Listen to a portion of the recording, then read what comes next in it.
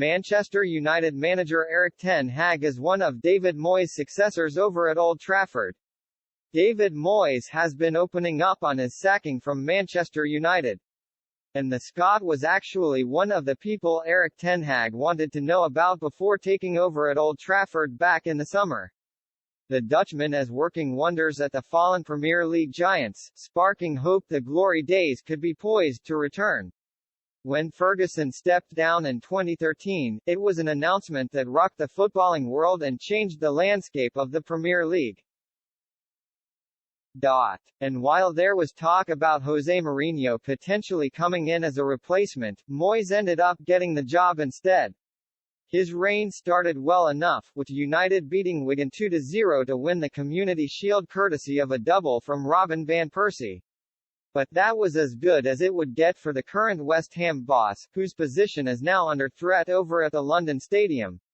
Moyes would last just 10 months in the dugout, failing to win round the club's senior players, with the board also unable to give him sufficient transfer backing. Ten Hag is the latest manager to be given the United job, having replaced interim boss Ralf Rangnick at the end of last season. And, back in the summer, the Daily Mail said the 52-year-old wanted to know why the club had spat out established bosses since Ferguson's retirement, with Moyes among them. In the end, the Dutchman must have got the information he needed because he agreed to take the job regardless. Though his tenure started with back-to-back defeats against Brighton and Brentford.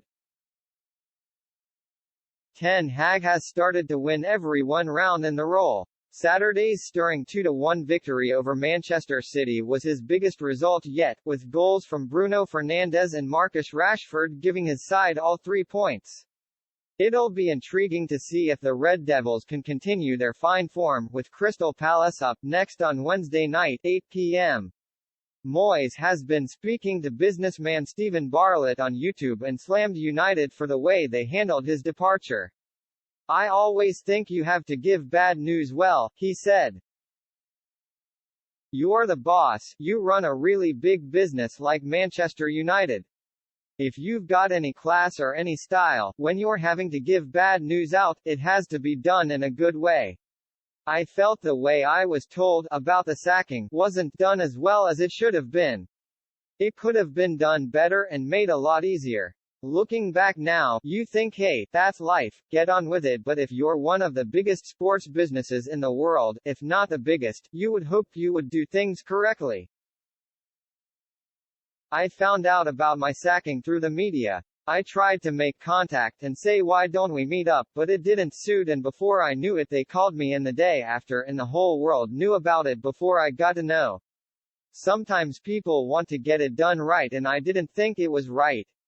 But I genuinely don't have any real gripe about it because of the industry I am in."